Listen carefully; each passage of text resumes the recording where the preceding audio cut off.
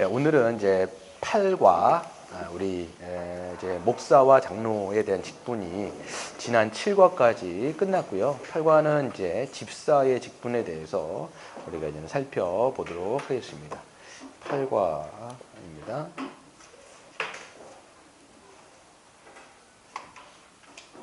(144페이지) 144페이지.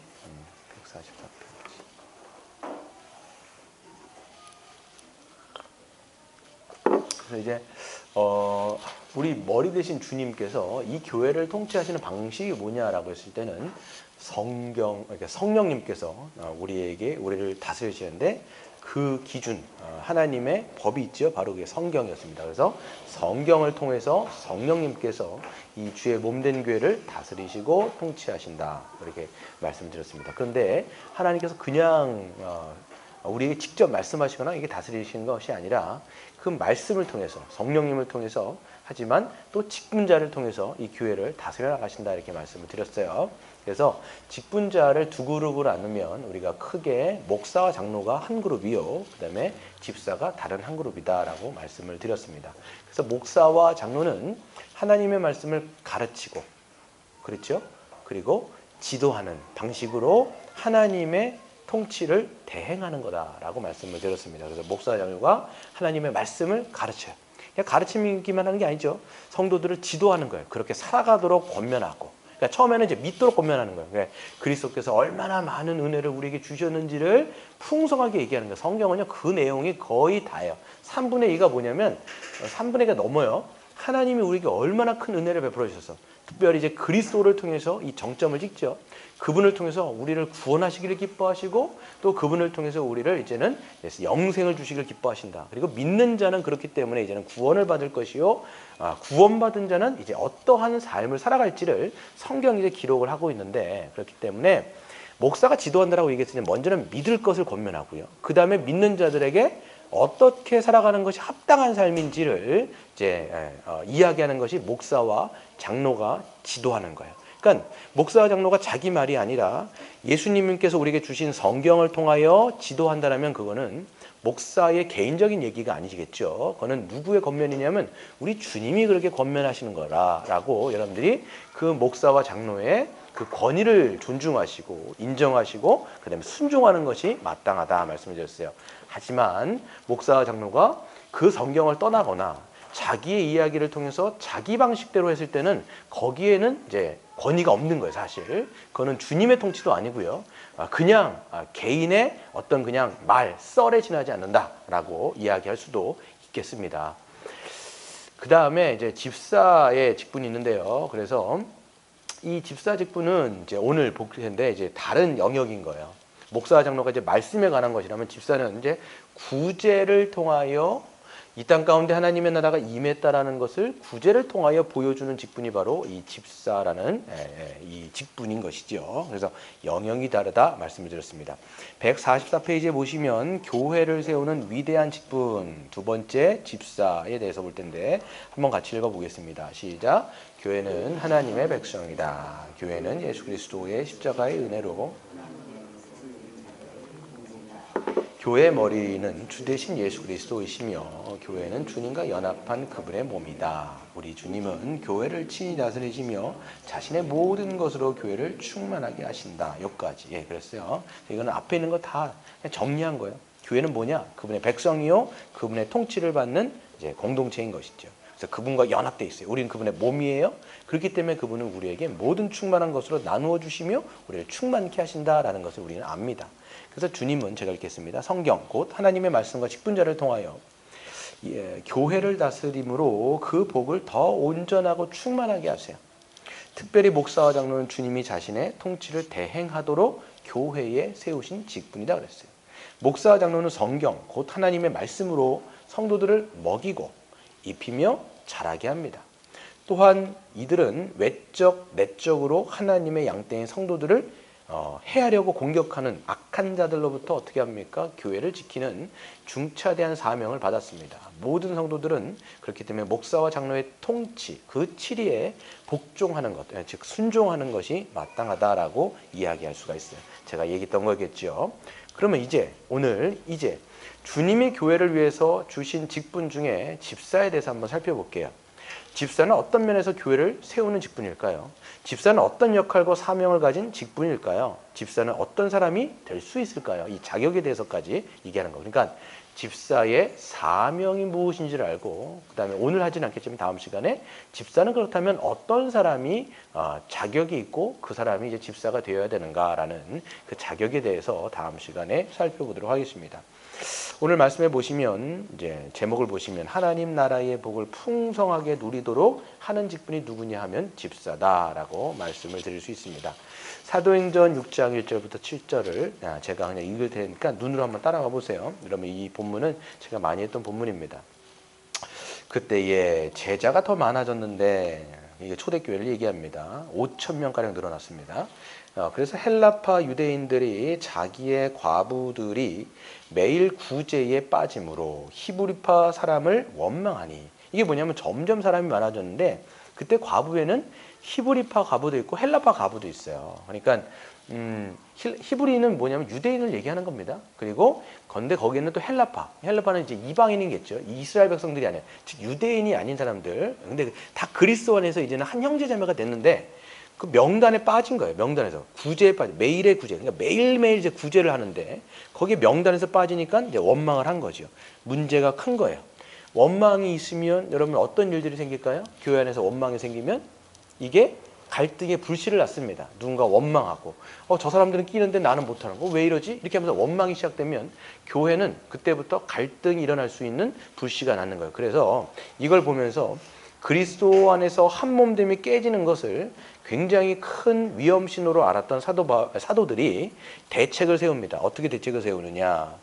2절 12사도가 모든 제자를 불러 이르되 우리가 하나님의 말씀을 제쳐놓고 접대를 일삼는 것이 마땅하지 아니하니. 여기서 접대라고 하는 것은 뭐겠어요, 여러분? 접대. 구제를 얘기하겠죠. 그렇죠. 사람들이 이제 그 접대란 말이 약간 좀 뭐 그냥 우리가 쓰는 접대합니다. 이게 아니에요. 지금 여기서 문맥에서 보면 뭐예요? 구제 명단에서 빠졌고 원망하는 거. 그래서 그럼 이제 사도들은 해결책이 하나가 있어요. 어떤 해결책을 가질 수 있냐면 그래? 사람들이 지금 명단에 빠져갖고 지금 서로 원망하고 있다고? 그러면 우리가 나서야 되겠네? 그러면 어떻게 해야 돼요? 사도들이 자기들이 구제일에 들어갈 거 아니에요. 우리가 좀 해야 되겠다. 이렇게 해야 되는데 해요, 안 해요? 그렇게 안 한다라는 거예요. 그래서 접대를 일삼는 것, 즉 구제하는 일을 일삼는 것이 우리가 하는 게 마땅하지 않다. 판단을 내린 거예요. 그래서 3절에 보시면 형제들아 너희 가운데서 성령과 지혜가 충만하여 칭찬받는 사람을 7을 택하라. 우리가 이 일을 그들에게 맡기고 우리는 오로지 기도하는 일과 말씀 사역에 힘쓰리라. 이렇게 얘기했어요. 그러니까 어떻게 하냐면 자기들은 빠지고 다른 사람들을 세우는 거예요. 어떤 사람을 세웁니까?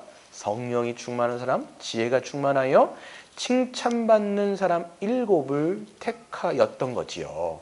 그랬을 때 여기서 영역이 확 나뉘어요. 이 당시는 아직까지 제도적으로 장도라는 제도가 없어요. 그렇기 때문에 사도들이 뭐 하고 있어요? 목사와 장로의 직임을 하고 있는 거예요. 지금 이 사람들이 다. 그러니까 베드로도 뭐라고 얘기하냐면 베드로전서 5장에 보면 나도 당신들과 같은 장로요 이렇게 얘기하지 않습니까? 그러니까 사도들이 지금 목사 장로의 역할을 지금 다 감당하고 있는 거예요. 네, 그렇죠. 그러니까 이 사람들은 자기의 역할들을 하는 거예요. 그게 뭐예요? 그냥 말씀과 기도에 전념하고 다른 사람 7을 택한 게 바로 그게 누구였어요? 7사람 집사를 택하여 그들에게 구제의 사명을 맡겼다라는 겁니다. 여기서 사역이 나뉘는 거를 볼 수가 있는 거예요. 그랬을 때 사람들이 어떤 반응을 보이냐. 그게 4절입니다. 한번 같이 읽어볼까요? 시작. 우리는 오로지 그죠. 5절을 이렇게 5절 시작. 온 무리가 이 말을 기뻐하여 믿음과 성령이 충만한 사람 스데반과 빌립과 구로로와 니가노르와 디몬과 바메나와 유대교에 입교했던 안디옥 사람 니골라를 택하여 그랬던 거예요. 그러니까 온 무리가 이 말을 듣고 기뻐했어요. 잘못하면 지들은 뭐 딴 거 하고 왜 다른 사람 시켜? 이게 아니라 지금 사역이 나뉘는 것을 보면서 기뻐한 거예요. 사도들은 지금 말씀 사역에 전념하겠구나. 그리고 이것들을 다른 이제 직분을 또 세워가지고 이 일들을 맡기는구나 하면서 온 무리가 기뻐했어요. 그렇죠? 그리고 실질적으로 믿음과 성령이 충만한 사람. 지금 반복되는 게 뭐냐면 성령과 지혜가 충만한 사람, 믿음과 성령이 충만한 사람 이렇게 돼 있어요. 그러니까 집사가 어떤 사람이 세워졌는지 알겠죠? 그러니까 그런 사람이 딱 세워졌어요. 그 사람 중에 누가 있냐면 여러분이 알고 있는 스데반. 그게 여러분 사도행전 7장에 나옵니다. 이분이 이제 집사로 세움받고 또 빌립이라는 분인데 7장에서 스데반이요. 설교를 해요. 보면 이제 이분 집사로 세워졌는데 근데 이분이 알고 있는 신학적 지식이 대단해요. 그러니까 창세기부터 쫙 꿰뚫어갖고 그리스도에게로 모든 걸 연결해갖고 너희들이 했던 모든 그 구약의 내용들은 이제 그리스도로 말미암아 성취되었다. 이거를 구약의 역사를 잘 물 흐르듯이 막 설교를 쫙 하는데 이거를 듣고 난 다음에 뭐라고 합니까? 그 유대인들이 스데반을 향해서 귀를 막고 소리를 지르면서 어떻게 해요? 스데반을 돌로 쳐 죽이는 거예요. 왜 그러냐면 모든 것이 그리스도 예수님을 통해서 성취됐다 딱 이 얘기를 하는 순간 뭐예요? 자기들이 그 예수를 어떻게 한 거예요? 십자가에 못 박아 죽였거든요. 그러니까 이 사람들이 귀를 막 막으면서 근데 스데반이 또 뭐라고 얘기하냐면 니들은 그때도 불순종, 구약 때도 불순종하고 지금도 불순종했고 하나님이 보내신 그 메시아를 니들 손으로 죽였구나. 이렇게 얘기하니까 얼마나 듣기 싫으냐고요. 그러니까 귀를 막고 거기다 돌로 쳐버린 거예요. 그때 사람들의 옷가지, 그러니까 유대인들이 돌로 쳤을 때 옷가지를 맡은 사람이 누구였을까요? 그게 사울이었어요. 그러니까 사울이요 옷가지를 맡았다고 한 건 뭐냐면 거기서 리더십을 행한 거예요. 탁 맡고 있고 자기는 안 하고 사람들을 시켜버린 거예요. 모든 거를 시켜버린 거예요. 그리고 나서 스데반이 죽고 거기서 그 집사님이 순교를 하세요. 그리고 8장에 보면 이것 때문에 예루살렘에 큰 박해가 일어납니다, 여러분. 그러니까 사람들이 이제 이 예루살렘 교회를 막 큰 박해를 준 거예요. 그랬을 때 어떻게 합니까? 그 박해가 없었으면 예루살렘에서 사람들이 나갔을까요? 안 나갔을까요? 절대 안 나가요. 왜냐하면 유대인들은 자기네들만 선민이라는 의식이 아직까지도 그 사도행전에 보면 아직까지 있는 거예요. 사도행전에 보면. 왜냐하면 유대인들 자기네들이 선민이고 아 그렇구나 성령이 우리 받았구나. 근데 그때 만약에 큰 박해가 없었으면 그 사람들 예루살렘 안에서만 있었을 텐데 그거를 통해서 큰 박해가 일어났을 때 어떻게 돼요? 사도들 외에 모든 사람들이 온 유대인들이 어떻게 돼요? 흩어져 버리는 거예요. 8장에서 흩어집니다. 그때 누가 등장하냐면 빌립이라고 하는 집사님도 나가는 거예요. 그때 어떻게 됩니까? 이 복음이 예루살렘에만 있었는데 이게 흩어지면서 사마리아로 옮겨지는 거예요. 이게. 이렇게 하면서 점점 복음이 이제 땅끝까지 흘러가는 게 이제 사도행전의 모습인데요. 아무튼 그래서 여기서 보면 이제 뭐 스데반 집사님, 빌립 집사님 이렇게 나오는데 굉장히 충만한 사람들이 이 사람이 성령 충만, 지혜 충만, 믿음 충만 이런 사람들을 세워놓는 거죠. 네. 그랬을 때 어떤 일들이 일어나느냐 6절 한번 같이 읽어보겠습니다. 시작. 사도들 앞에 세우니 사도들이 기도하고 그들에게 안수한 거예요. 그랬더니 결과가 7절.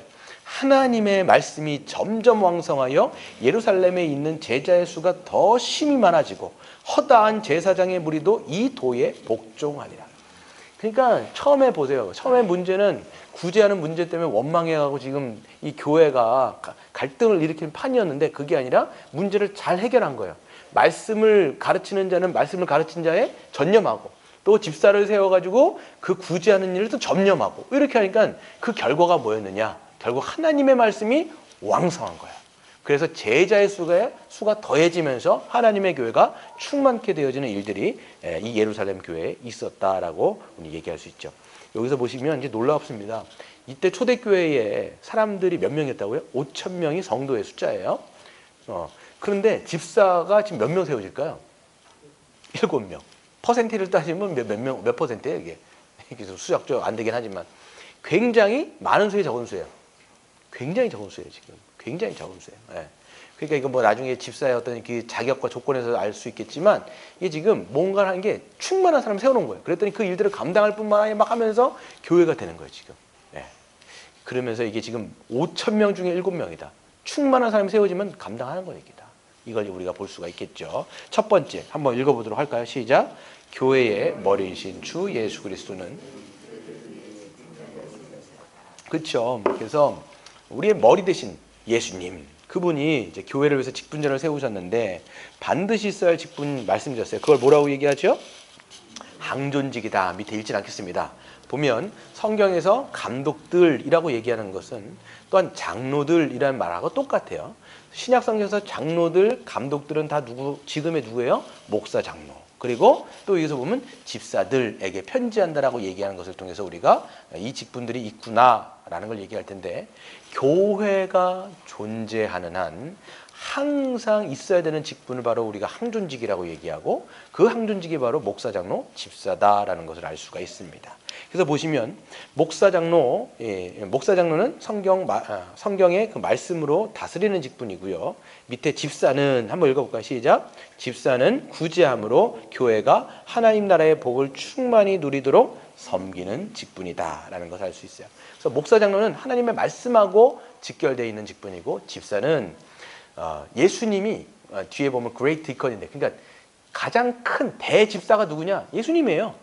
그분의 본을 보면서 교회의 어떤 구제를 통하여서 모든 사람들이 충만한 복을 누리도록 골고루 나눠주고 입혀주면서 이것들을 채워주는 직분이 바로 집사다라는 것을 우리가 알 수 있죠. 그래서 두 번째로 보시면, 직분 이전에 교회의 모든 성도가 은혜와 은사로 섬기는 것이 먼저다라고 말씀을 드렸습니다. 그래서 여러분, 모든 성도에게는 그 은사가 있다 없다? 있다. 여러분, 이거는 여러분이 확실히 믿으셔야 돼요. 그래서 내가 그리스도 안에 있다라면 주님은 모든 사람에게 은사를 나눠주셨어요. 그러니까 은사로 섬기는 게 먼저예요. 근데 은사로 우리가 부릴듯 은사를 사용해서 섬기는 게 먼저인데, 그 은사를 받은 사람 중에서 몇 사람을 택하여서 그 집사를 세우는 거예요. 그럼 집사는 어떤 거냐? 은사로 섬기는 사람들 중에서도 권위를 가지고 모든 은사 있는 사람들이 조화롭고 체계적이고 질서 있게 섬길 수 있도록 돕는 직분이 누구냐? 집사다라고 우리는 알 수가 있는 거예요. 그걸 우리가 얘기할 수 있겠죠. 그래서 모든 성도가 은사로 섬기는 게 먼저고요. 그래서 모든 성도는 자발적으로 사랑과 은사를 따라서 목사와 장로 그리고 집사가 하는 그 일을 행하는 것입니다. 실질적으로 여러분, 직분이 정말 작은 교회는요, 직분이 없을 수가 있잖아요. 5명인데 거기다 직분자가 있겠습니까? 없단 말이에요. 그렇잖아요. 근데 이제는 뭐냐면, 모든 성도가 그렇기 때문에 뭘 해야 되냐면, 직분자들이 하는 걸 다 하는 거예요. 5명인데 직분 어떻게 하세요? 누군가는 그러면 이제 말씀도 전하고, 이제 목사는 있겠죠, 거기에. 그러면 하고, 또 여러분, 목사가 하는 일이 뭐겠어요? 목사 장로 하는 일이 뭐였어요?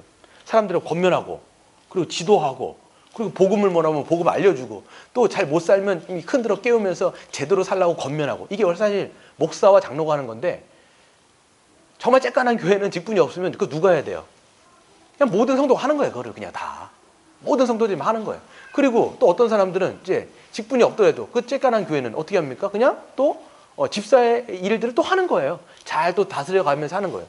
그러면서 모든 성도들은 이 직무를 감당하는 건데요. 먼저는 그렇다라는 거예요. 그냥 원리로 말씀드리면, 직분 이전에 은사로 섬기는 게 먼저다라는 걸 지금 제가 그걸 말씀드리려고 하는 거예요. 그래서 넘겨보시면, 주님은 성령을 통해서 모든 성도들에게 각각 은혜와 은사를 주셔서 이 모든 섬김과 사역을 잘 감당하도록 하셨어요. 우리 박스 한번 읽어볼까요? 시작. 모든 성도 가르치고 전하며 그 말씀대로 살도록 권면하고, 그러지 않을 때에 책망하며, 악한 세력들이나 악한 가르침과 싸우고 그것으로부터 다른 성도를 보호하며 가진 것으로 구제함으로 복을 누리며 살게 한다. 그렇죠? 모든 성도가 원래 이거 해야 되는 거예요. 모든 성도가 가르치고 권면하고 지도하고 막 다 해요. 막 하는. 그리고 함께 나누면서 구제하면서 살아간단 말이에요. 모든 성도가 그냥 은사로서.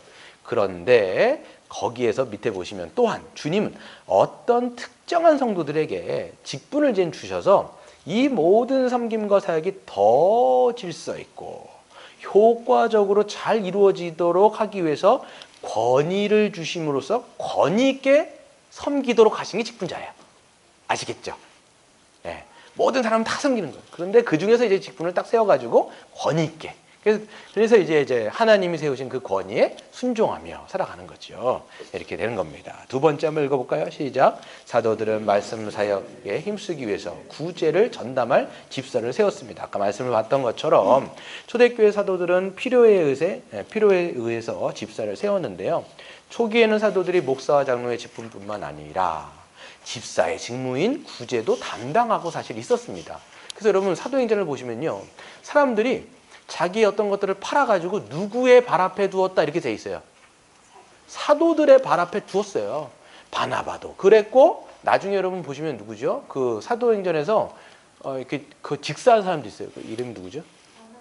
아나니아와 삽비라도 자기 것을 팔아가지고 베드로의 사도 앞에 이게 딱 뒀는데 이게 거짓말, 이제 구라를 친 거잖아요. 그래서 거기서 이제 죽은 건데 사실 그러니까 아니 거기서 헌금을 안 냈으면 안 죽었어요. 근데 성경에서 보면 헌금 내서 죽은 사람이 딱 아나니아 삽비라예요. 안 냈으면 안 죽었어요, 이 사람이. 근데 괜히 사람들한테 생색 내려고 나는 전부 재산을 다 팔았습니다 하고 딱 냈는데 그게 어떤 거였어요? 전부가 아니었죠. 어느 정도를 숨기고 그냥 한 거예요. 사실 그때 전부를 안 내도 돼요. 그때 뭐 사도들이 당신들 전 재산 다 파세요 얘기 안 했단 말이에요. 근데 이 사람들은 그냥 왜 그랬는지 모르겠어요.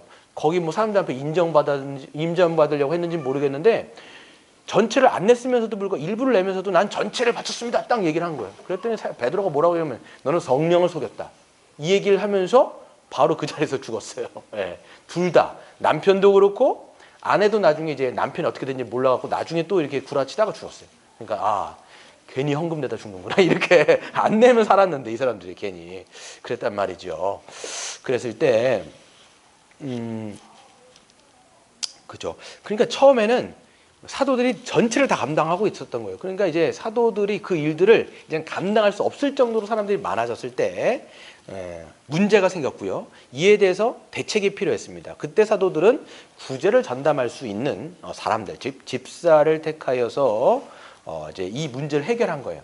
자기들은 이제 말씀 사역에 전무했고, 이제 집사들은 이제 그 구제를 하면서 이제 그 사역이 어떻게 됩니까? 147페이지 보세요.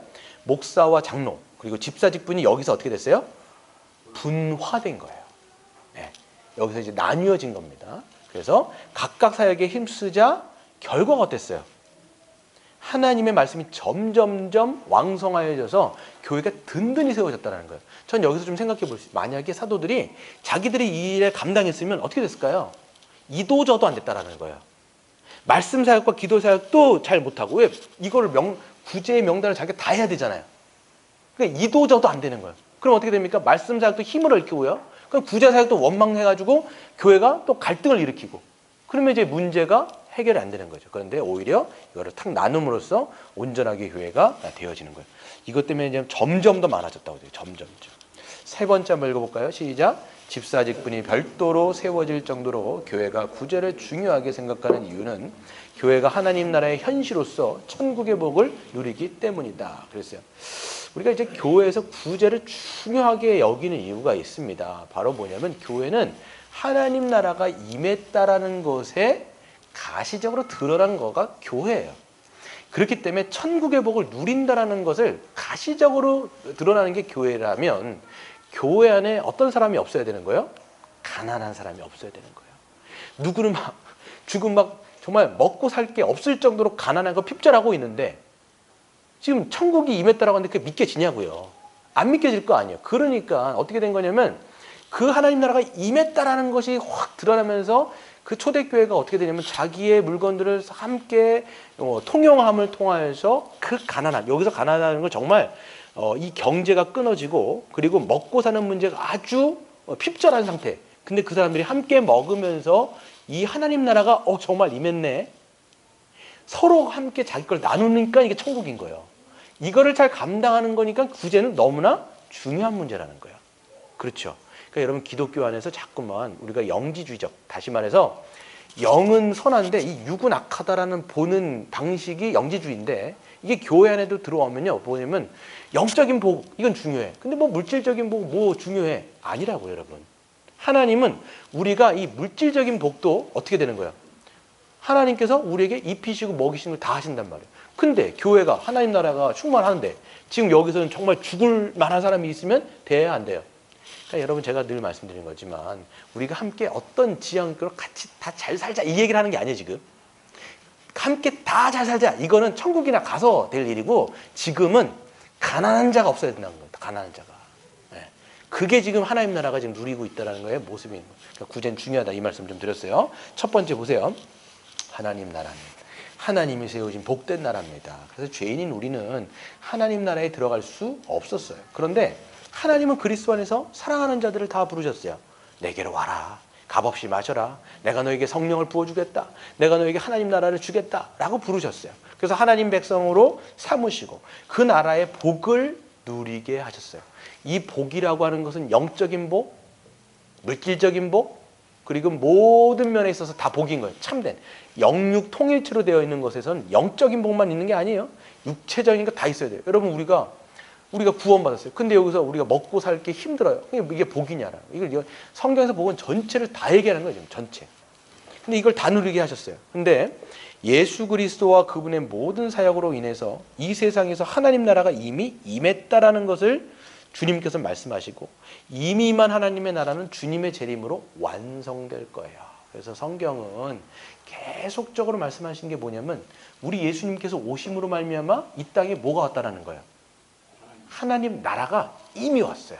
여러분 그걸 예수를 믿으면 보여요. 이게 예수를 믿으면 이 땅 가운데 하나님 나라가 왔다는 게 보이는데, 그게 누구를 통해서 볼 수 있느냐?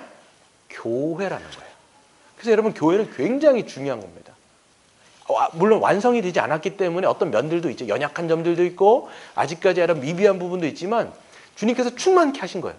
그리고 예수님이 재림하시면 그게 완전히 다 드러나게 될 텐데, 이거 지금은 이미 왔고 아직 완성되지 않은 이 이미와 아직을 살아가고 있는 측면에 우리 교회가 있다라는 것. 하지만 여러분 풍성하게 우리가 정말 확실히 믿어야 되는 게 뭐냐면 예수 그리스도 안에서 이미 우리가 하나님 나라를 누리고 있다. 이걸 여러분들이 확실히 믿으셔야 되고, 이게 교회를 통하여 우리가 누리는구나, 이것을 더 우리가 보실 수가 있어야 되는 거죠. 넘어가겠습니다. 다 그 본문이에요. 찾진 않겠지만 박스 한번 읽어볼까요? 시작. 이미만 하나님 나라는 영적일 뿐만 아니라 물질적이기도 하다. 이는 겉으로 드러나는 것이며 일상에서 물적으로 누리는 복이다. 그러니까 마태복음에 보세요. 그러므로 염려하여 이르기를 무엇을 먹을까, 무엇을 마실까, 무엇을 입을까 하지 말라. 이는 다 이방인들이 구하는 것이라. 너희 하늘아버지께서 이 모든 것이 너희에게 있어야 될 줄을 아시느니라. 그러니까 입히시고 먹이시고 이거 누가 하신다라는 거예요? 하나님이 하시는 거예요. 근데 여러분 잘 생각해서 하나님께서 다이렉트로 주시는 방법도 있어요. 그냥 옛다 먹을, 물론 그렇게 하시지 않겠지만 내가 너희들에게 입혀주시는 거예요.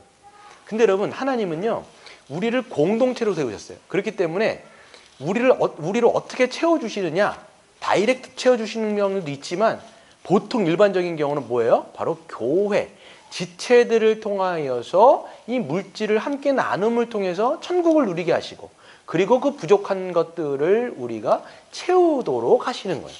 하나님 왜 저에게는 이거 안 주십니까? 그런데 하나님께 뭐라고 말씀하실까요? 내가 네 옆 사람에게 줬다, 이렇게 얘기하니까. 내가 네 옆 사람에게 줬다. 그럼 그 옆 사람을 좀 빨리 알아차려야 되는 거야. 하나님께서 이렇게 나에게 많은 것들을 허락하신 이유는 뭐예요? 내 옆 사람들을 위해서 내가 지금 나눠주고 그것들을 내가 그 사람들과 함께 공유하도록 하나님께서 나에게 다른 사람들보다 좀 많이 주셨구나, 이렇게 생각하면 되는 거예요. 그러니까 여러분 물질의 복이요, 여러분들이 그러니까 잠깐만 여러분 오해하시면 안 돼요. 물질을 많이 받은 것 때문에 여러분이 더 하나님 앞에 사랑받는 거라고 여러분 오해하시면 안 돼요. 그럼 어떤 사람들은 엄청 많이 받은 사람도 있잖아요. 또 어떤 사람들은 못 받은 사람도 있어요. 근데 그리스도 안에서 그 사람들은 다 어떻게 된 거예요? 똑같은 그러니까 독생자 예수를 다 받은 거예요. 하나님 받으면 다 똑같은 거예요. 그럼 여러분 잘 생각해요. 만약에 물질의 기준으로서 하나님의 복을 측정하면 가장 여러분 그 사랑을 덜 받은 사람이 누구냐면 사도 바울 같은 사람이에요. 잘 생각해요.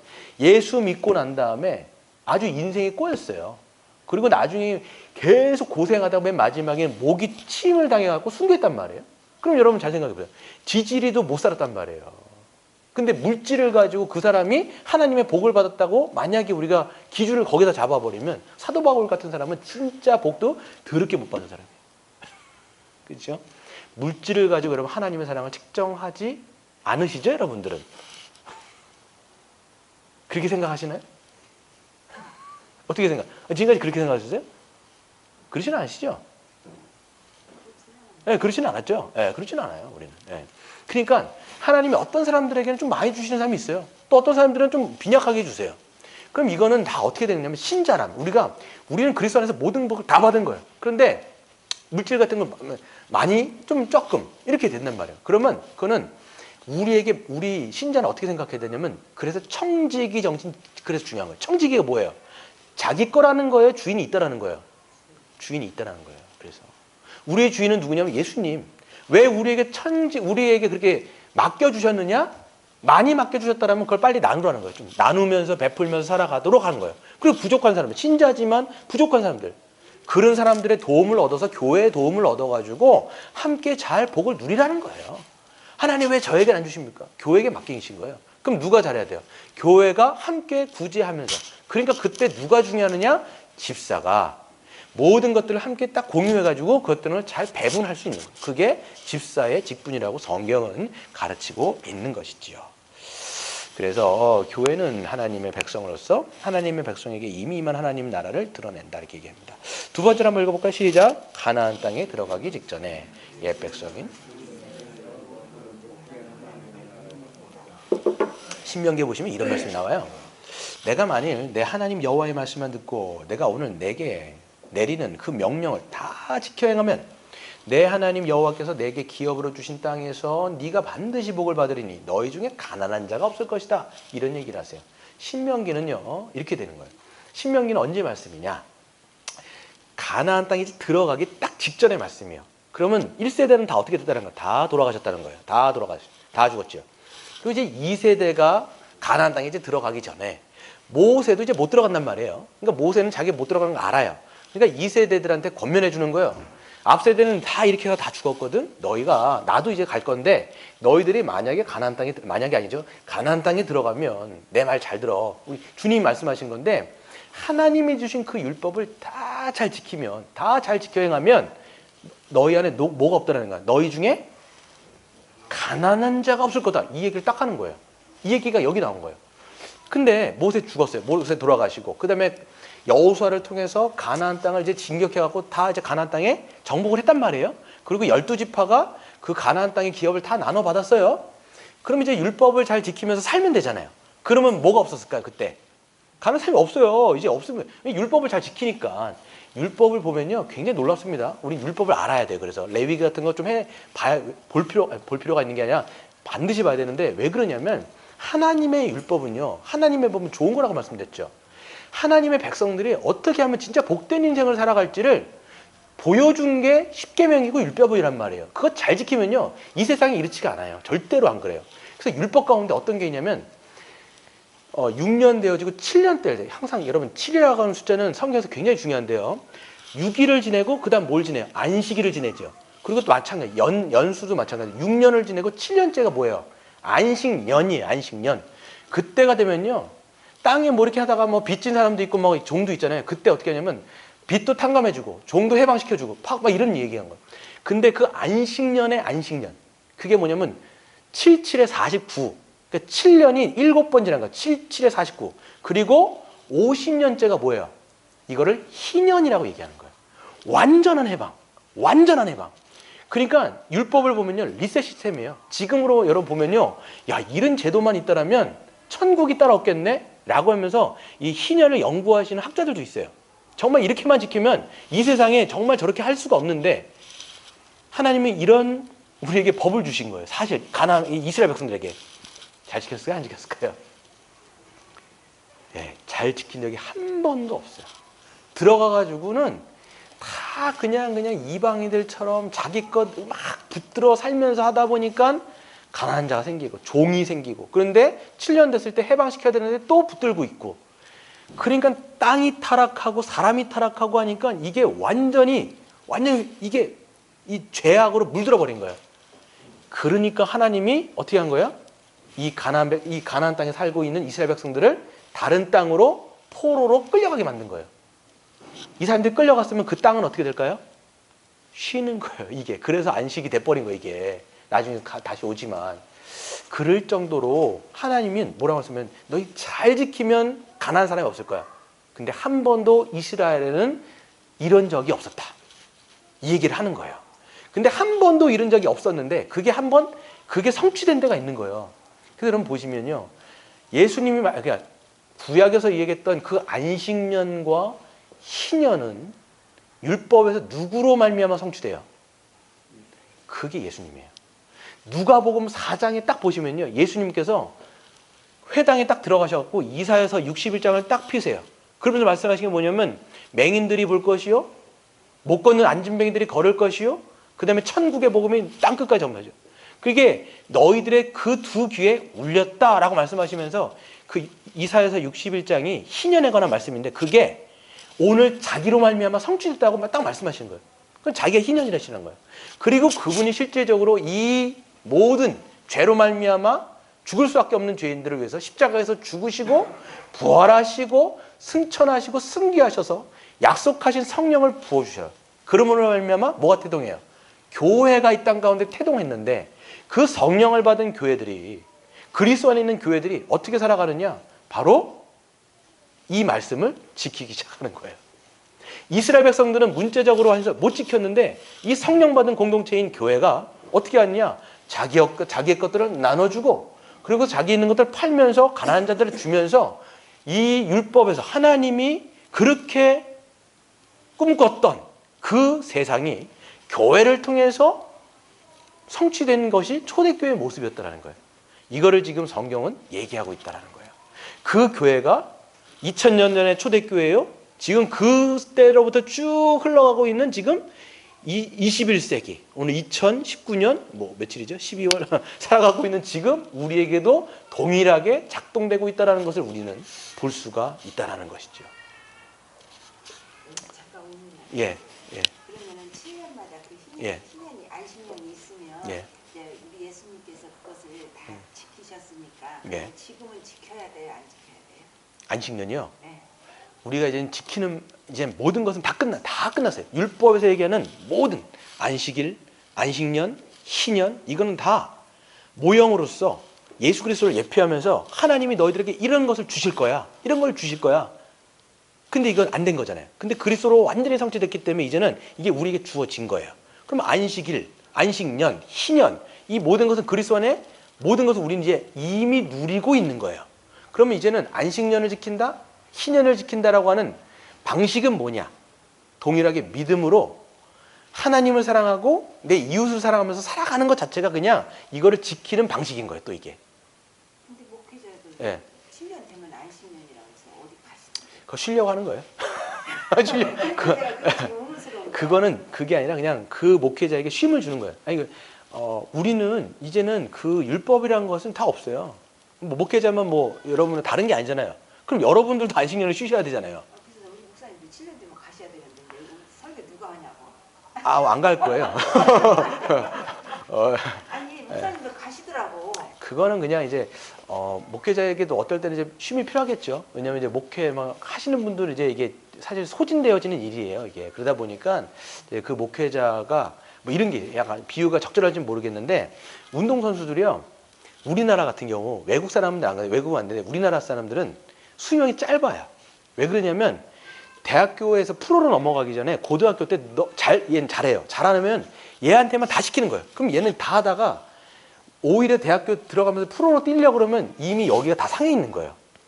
근데 미국은 어떻게 하냐면 그런 애들을 보호해 주는 거예요. 뭐 이게 비유가 맞을지 모르겠는데 목회자도 마찬가지라는 거예요. 이 사람을 롱런을 하게 하려면 어느 정도로 이제 좀 보호해 주는 시스템 중에 하나가 그냥 안식년인데 이거는 이 성경을 지킨 게 아니에요, 지금. 그냥 이제 그 목회자의 어떤 보호 차원에서 가서 좀 쉬셔라 이렇게 얘기하는 거예요. 물론 여러분 죽도록 충성하고 안식년을 하는 건 몰라도 맨날 탱자탱자 놀면서 또 안식년 달라 그런 거는 나쁜 놈이죠. 그렇죠? 네. 네. 그랬더니 이건 뭐 교회의 정관에 따라 사는 거지 이거는 이 지금 성경하고 상관이 없어요 지금. 그건 정관하고 상관이에요. 정관하고. 네. 그렇죠. 됐습니까? 네. 예. 그렇죠. 네. 네. 그래서 148페이지 3번을 보시면 신약시대에 예수 그리스도로 말미암아 세우신 교회에서 하나님 나라의 복이 충만하게 실현됐어요. 이걸 여러분 아셔야 돼요. 우리 이제 충만하게 이제 희년이 성취된 그리스도 안에 있습니다. 그렇기 때문에 물론 집사는 가장 앞장서서 가장 헌신적으로 그리고 다른 사람과 더불어 구제의 사역을 이제 감당합니다. 그래서 교회는 그냥 자기가 가지고 있는 것들을 성령 받았다라면 자기가 정말 참된 안식년 가운데 그러니까 그리스도 안에 안식년과 희년의 성취인 그리스도 안에 있다라면 우리는 그 복을 알기 때문에 이제 나누면서 베푸는 것이 우리의 삶의 큰 기쁨이 되어 있는 사람이고요. 그렇기 때문에 교회는 이걸 누리면서 살아가고, 근데 그것을 앞장서서 하는 게 누구냐? 이제 집사라는 것입니다. 우리 박스 한번 읽어볼게요. 151페이지 시작. 섬김과 봉사는 151페이지 박스 시작. 섬김과 봉사는 모든 성도는 우리 주 예수 그리스도를 따라서 다른 사람이 온전해지고 풍성해지도록 섬겨야 된다. 그렇죠.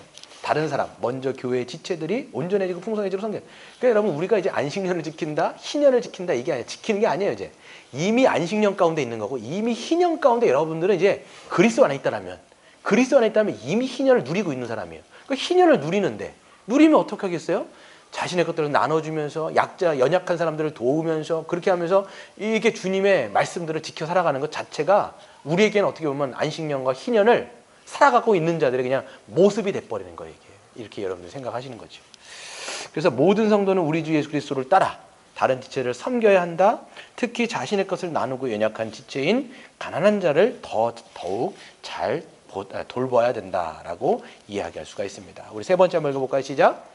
집사는 주님이 주시는 복으로 충만하도록 섬기는 직분이다. 그랬어요. 그래서 우리에게 대집사가 있어요. 대집사는 누구예요? 예수님이에요. 그분이 뭐라고 말씀하셨냐면 나는 모든 사람을 위해서 그러니까 섬김을 받으려고 온 게 아니다. 나는 모든 사람을 섬기려 하고 오히려 모든 사람을 위해서 자기의 목숨을 내주려고 온 사람이다. 우리 주님만큼 섬기는 사람이 누가 있겠어요? 그래서 great deacon, 디컨이 여러분 집사가 영어로 디컨인데요. 디컨은 어디서 왔냐면 디아코니아라는 말에서 왔어요. 디아코니아라는 말은 뭐냐면 섬기다라는 뜻이에요. 그러니까 great deacon, 그러니까 가장 큰 집사는 우리 주님이에요. 네, 주님이 집사입니다. 그래서 집사의 직무인 구제는 단지 물질적으로 가난한 사람을 돕는 것에만 의미하지 않습니다. 넓은 의미로는 구제는 하나님 나라의 백성으로 그 복을 충분히 누리도록 돕는 사역 전반을 가리키는 거예요. 디아코니아, 섬기는 거. 그러니까 여러분 물질로만 섬기는 게 아니잖아요. 시간과 뭔가를 전체를 해갖고 이 모든 사람들 섬기는 것 자체가 그냥 다 디아코니아, 섬기는 것이죠. 근데 또 좁은 의미로는 집사가 한 몸 된 성도들이 누리는 성령 안에서 성도의 교제가 눈에 보이도록 사랑의 실천으로 나타내는 일을 대표하고 모든 성도들이 성도의 교제를 통해 도움을 얻도록 섬기는 사역을 행하는 것이 바로 집사의 사역인 것입니다. 네모를 한번 박스를 한번 읽겠습니다. 시작. 성도들은 집사의 사역으로 또 성도들은 집사의 사역으로 성도가 참여하고 서로 사랑하고 도우며 섬기는 성도의 교제를 누린다. 그렇죠.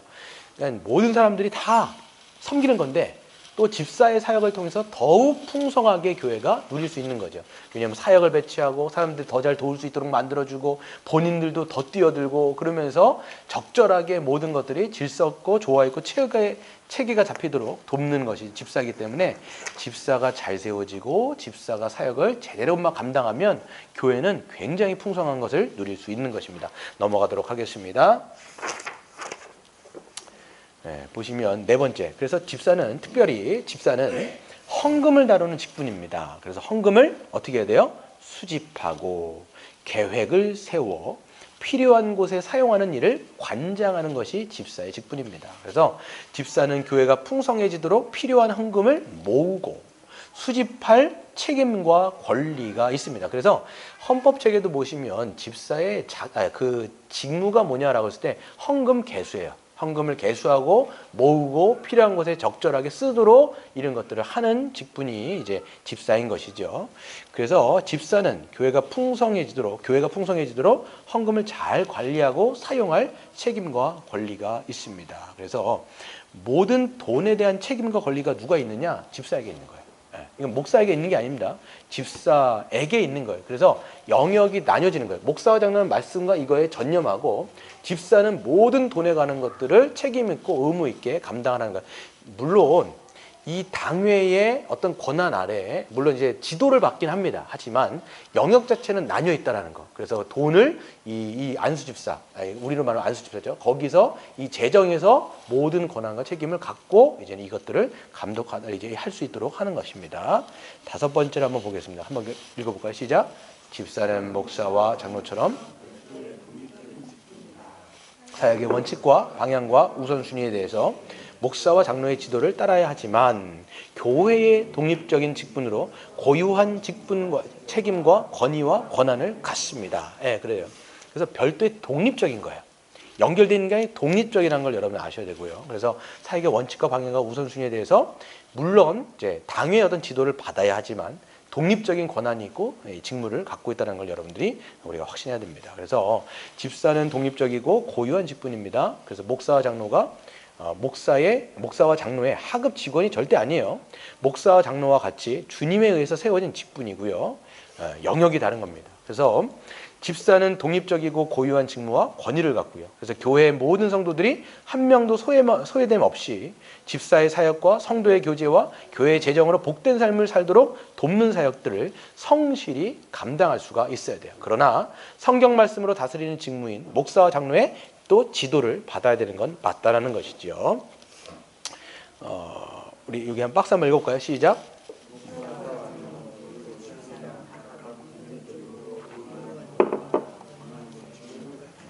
그러나 질서상 집사는 목사와 장로의 다스림에 따라야 됩니다. 어느 누구도 어느 직분도 교회에서 마음대로 할 수가 없습니다. 오직 교회의 머리이신 주님의 통치에 따라야 하며 하나님의 말씀인 성경에 순종해야 돼요.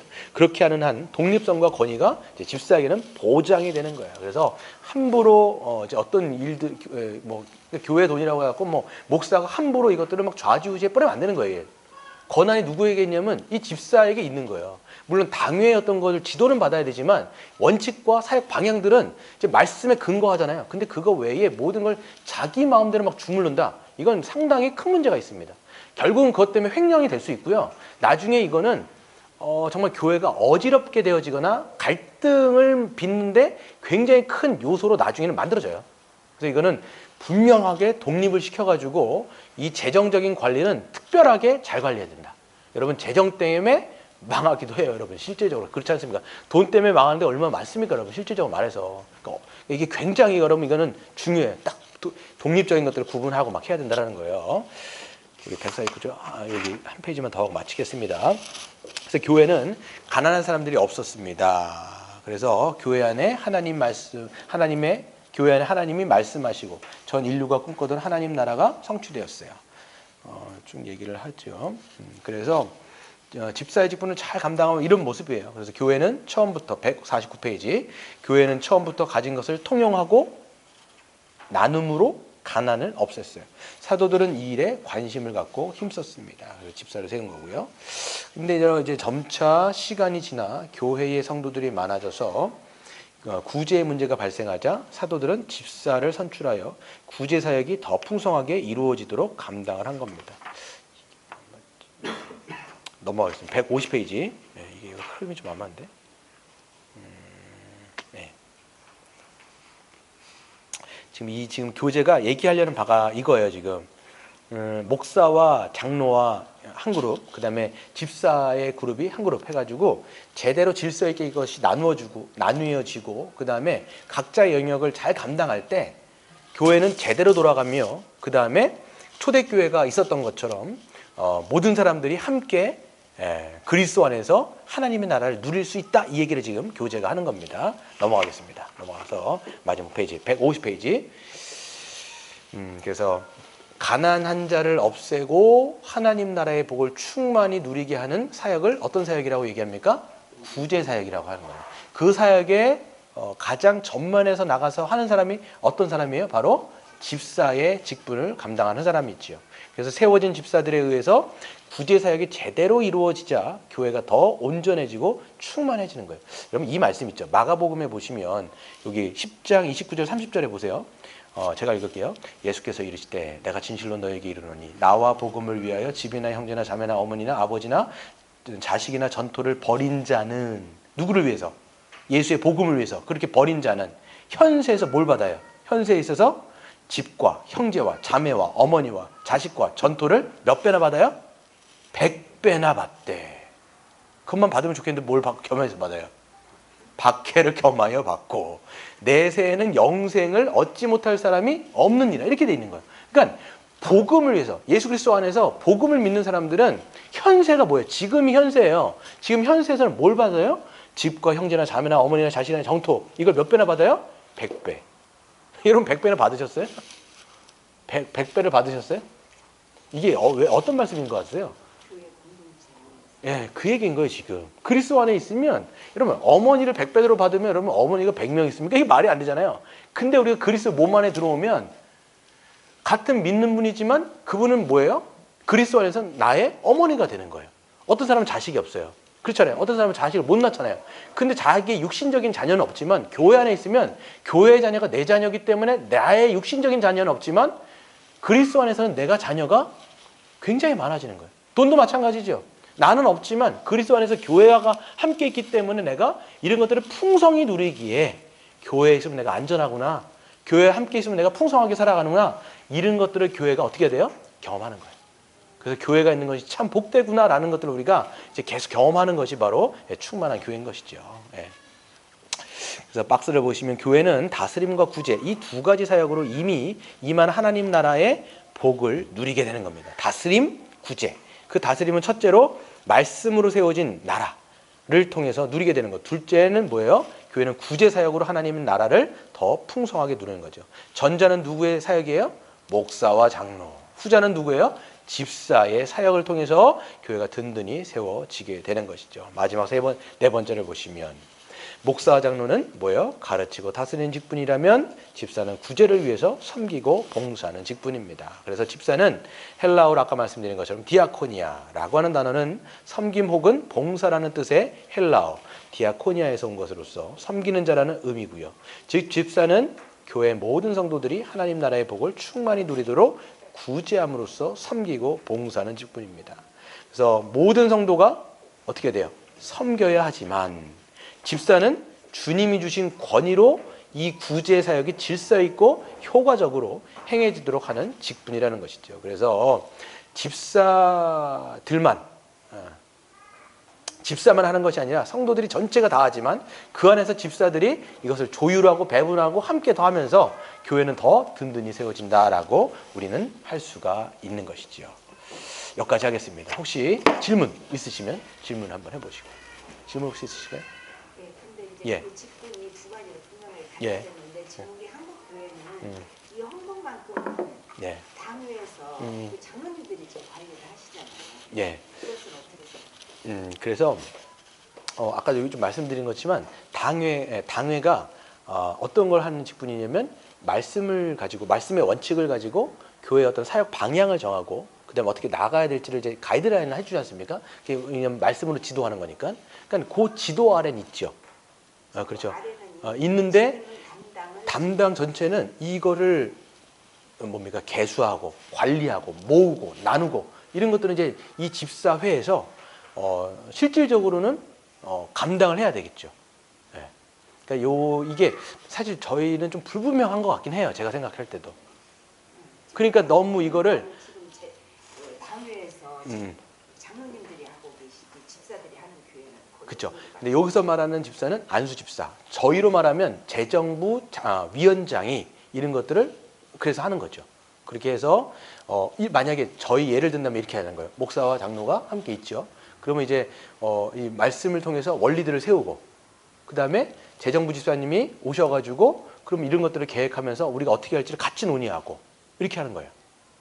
그렇게 하면 세워나가야 되는데 좀 저도 생각을 할 때 아직까지 이게 우리가 어떻게 좀 적용을 해야 될지는 조금 더 생각을 못 해보긴 했는데 함께 하는 이제 성경적인 목회자를 꿈꾸는 교회들을 보면 제가 그 하는 것을 보면요 공동회 때 실질적으로 이렇게만 하지 않고요 전체적으로 우리가 내년의 계획들을 쭉 얘기를 해요 이 당회에서 그래서 우리는 내년 사역에 만약에 우리가 교회 사명이 예배, 양육, 선교잖아요. 이런 것들 내년에 이렇게 바꾸고 이렇게 바꿀 겁니다. 그런데 지금 헌금 개수는 이렇게 되어지는 것이고 우리가 지금 이렇게 써왔습니다. 근데 어떻게 되어지는 것은 어떤 건 또 바뀌고 어떤 건 이렇게 되잖아요. 그러면 돈이 어딘가에 더 들어가고 이런 것들을 공동체 전체가 막 공유하는 거예요. 그러면서 거기서 같이 계획을 세우고 어딘가에 더 돈이 들어간다 그러면 더 우리 생각해서 헌금을 더 해야 되겠더라. 이렇게 해서 마음도 모으고 이렇게 하면서 계획을 짜는 방식도 있는 거죠. 원래 교회가 예. 원래 예. 그렇게 하고 있는데 아까 권사님 말씀처럼 보면은 이제 장로님들이 네. 이제 재정에 대해서 이제 그 재정 관리를 하신다. 관리를 전체적으로 네. 하고 개수하는 거는 이제 집사님이 하고 아니면 여자 그런 식으로 걔가 집행부가 그쵸. 뻔하게 되죠. 예. 책가치로 집사가 다 하는 예, 뭐 지도 아래 있지만 그 독립적인 영역이 있다라는 것을 좀 얘기할 수 있고요. 근데 그래요? 예전 교회도 그렇게 하셨나요? 전체가 같이 교회만 그런 게 아니라 우리나라 교회가 거의 다 그렇게 할걸요? 제가 알기로는 그렇게 전체적으로 이렇게 하진 않거든요. 보통 집사들은 그게 안 들어가고 예, 그렇죠. 어른들이 다 해요. 그 대부분 당회에서 그냥 다 결정을 해버려요. 제가 알기로. 당회에서 그 예산 편성하는 것도 예. 당회에서 전체 다 예산 장로님들이 세워요. 목사님하고 같이 그러니까요. 예산 편성하고 있고 무슨 계획하고 이런 걸 교회에서 음. 장로님들이 당회에서 다 세워가지고 그걸 이제 그쵸. 예산하고 이렇게 해서 이걸- 세우고 뭐 지금 목사님 말씀처럼 뭐 할 거 이런 일하는 거 이런 거 다 세워가지고 이제 공동회 때 그걸 이제 발표를 하는 거죠. 그쵸. 발표를 하고 이제 그러니까 동의를 얻는 거죠. 그렇죠. 그러니까 사실 말해서는 당회에서 그걸 다 이미 계획은 다 끝난 거예요. 그리고 여기에서 공동의회로 통과를 시켜버리는 거죠. 그러니까 같이 사실 재정위원이 통과만 시키는 게 아니고 통과시킬 때 예. 이제 반대하는 것도 있을 거 아니에요. 물론 그렇죠. 이제 그런 것도 이제 감안을 하는 근데 그게 사실 일반적으로 통과. 계획할 때도 사실 재정위원이 들어와서 사실 재정위원이 일반 집사님들이 맡은 게 아니라 장로님들이 맡은다. 그러니까요. 그게 이제 사실 어떤 부분에 있어서는 집사가 해야 되는 고유 영역을 당회에서 사실 다 갖고 간 거죠. 그렇게 된 거 보면. 아니 하고 싶어도 네. 집사의 권한은 어떻게 하냐 교회 전적으로 예. 청소를 홀기하게 아까도 이야기했듯이 그 목사님이잖아 그 장로님들이 다들 청소를 해가지고 그렇죠. 그러니까 이제 그렇게 되면 이제 어떤 영역은 집사의 영역인데 그걸 갖고 가버린 거예요. 사실 말해서. 그러면 그래서 이게 왜 뭐부터 꼬였느냐? 지금 보면 저희가 앞에서 쭉 얘기되는 오해 부분 자체가 이게 지금 단계를 밟아갖고 올라간다 이렇게 생각하니까 영역 구분이 아니라 단계 구분인 거잖아요. 그러면서 꼬여버린 거예요. 지금 이게 귀한 거니까 그냥 위에서 그러니까요. 이게 지금 수직 구조가 돼버리니까 당에서 모든 걸 결정해버리고 여기서 사실 집사의 권한까지도 사실 갖고 와버린 거죠. 이거는 영역이 지금 다른 건데. 이거 만수 집사님들 모르시는 분들이에요? 당에서 그 당 장로님 다 결정을. 그러니까 이제 그거를 말씀드리면 성경대로 우리가 한다라면 그러니까 원래 여기서 집사는 안수 집사님을 얘기하는 거예요. 그분들이 재정에 있어서의 권한은 사실 갖고 있는 거예요. 그래서 함께 이제 그 지도 아래서 어느 부분들을 사실 이것들을 맡으시는 게 맞지요. 웬만하면 그런데 안수 집사 회장님이 따로 있어요. 그분 권한 대단해요. 그러니까 이제 대단한 그래서 제가 말씀드리려고 하는 것은 뭐냐면 지금 이거는 영역이 다른 거다. 독립된 거다. 이걸 우리는 확실히 믿어야 돼요. 그래서 우리 교회도 이거 하려면 이런 수직 구조가 아니니까 영역을 나눠서 목사 장로가 해야 될 일과 집사가 해야 될 일은 나누고 그다음에 이런 것들은 권한은 주고 하면서 이것들을 함께 맞춰가야 된다. 그랬을 때 사고가 안 터져요. 사실 말해서. 성경대로 하면은 그렇죠. 우리 교회는 지금 이대로 하기 위해서 지금 하고 있는 그렇죠. 거잖아요. 그렇죠. 그러니까 그런 것들을 보면서 그것이 잘 된 것인지 못된 것인지 성경에 맞는 것인지 그렇죠. 안 맞는 것인지는 좀 우리가 알고 맞습니다. 맞아요. 맞아요. 그러니까 저희도 그러니까 이제 이런 것들을 잘 한번 생각해 봐야 되는 거. 그럼 어떻게 하면 이 성경의 원리대로 우리 교회 가운데 적용을 할까? 이 문제가 우리에게 있는 거죠. 그래서 어떻게 계획을 세우고 그러니까 계획을 세울 때 그러니까 보면 그렇더라고요. 예를 들어서 교육부 예를 들어 여전되면 여전데 그 해에 필요한 저기가 그쵸. 있잖아요. 그게 들어갈 저기가 있어요. 예산이 있으니까. 그러니까는 여전도 회장이라든가 이제 교육부 부장이 예. 그 예산 세우는 데에는 우리가 이렇게 필요합니다. 라고 청구를 올리기는 하더라고요. 올려가지고 이제 교회 예산 범위 내에서 깎일 수도 있고 더 줄 수도 있고 이제 그거는 근데 한교회는요 이 예산이 올라가니까 당에 올라가서 장로님한테 그게 있어요 권한이. 그게 올라가 장로님한테까지 올라가고. 아니 그런 그러니까 이제 같이 저희들이 전체가 같이 어떤 볼 수 있는 이제 눈이 있으니까 우리가 지금 예배를 이렇게 하고 있고 양육은 이렇게 되어져 갖고 성경은 이렇게 해야 될 것인데 내년에 이렇게 바뀌는데 그럼 우리가 예산들을 어떻게 해야 되나?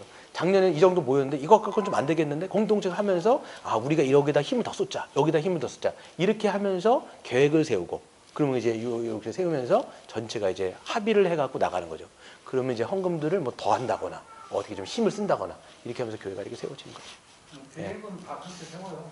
그거는 그렇게 세우는데 이제 지금 같은 경우는 이제 성경적으로 이렇게 이제 우리 같은 경우에 지금 이제 집사 안수 집사님한테 권한을 이렇게 줘가지고 이렇게 하는 것과 이제 그게 다르다는 거지 지금. 그러니까 이제 그게 지금은 다르다는 거지. 뭐 계획을 세울 때 이렇게 안 하는 게 아니라 본사님 말씀처럼 미리 올려서 이렇게 계획을 세워서 은근히 뭐 하니까 우리가 얼마 정도 필요합니다. 이렇게 올리면 맞아요. 그거에 반영을 해서 이제 계획 세울 때 세우고 그, 전년도에 비교해서 남은 데 거는 또 이제 또 결혼해서 또 부족한 데가 채워지고 이렇게 해서 이제 예산을 세울 때는 그렇게 세워요. 네, 그렇죠. 근데 당회가 모든 것을 사실 다 결정을 한 건 맞아요. 그렇잖아요. 거의 이미 거기서 다 이제 모든 걸 다 통솔을 해버렸으니까 이제 어떤 부분에 대해서는 이제 권한을 사실 나누긴 했어야 되는 거죠. 이런 부분도 사실 있어야 됐었고 제가 생각할 때는 그런 문제들이 문제는 아니지만 그런 부분들이 있고 저희 교회가 이제 세워질 때 어떻게 그러면 좀 더 이런 것들을 맞출까 이런 것들을 좀 고민을 좀 더 해봐야 될 것 같아요. 저도 고민을 좀 해봐야 될 것이고 저희가 이제 원리를 알았잖아요. 아 이런 원리가 성경이구나. 그럼 우리 교회는 이렇게 하면 좋겠다. 이렇게 나가는 거예요. 우리 이제 원리를 알았으니까 아직까지는 우리 집사님들이 물론 믿음에 일부 약하다는 게 아니라 이제 아직까지 경험이 부족하니까 장로님이랑이 좀 이제 이렇게 조언을 해줘야 되겠지. 그러니까 이제 그 지도를 받는다는 얘기. 그렇죠. 그래서 요번에도 이제 저희가 이제 세 분이 이제 모여셔갖고 한 건데 그래서 이제 그런 부분들 하는 거겠죠. 알겠습니다. 우리 같이